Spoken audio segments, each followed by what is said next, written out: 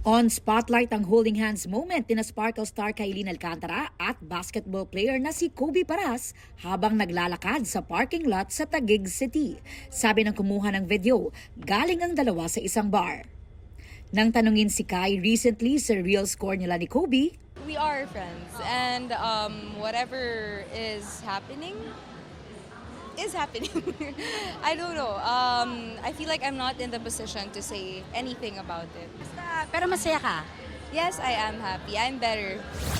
I was force-fed medications and sexually abused by the staff. yan ang ibinunyag ng American socialite na si Paris Hilton nang humarap siya sa US House of Representatives para pag-usapan ng youth care programs.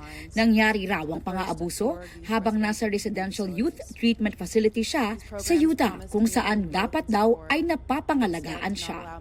Aubrey Carampel nagbabalita para sa GMA Integrated News.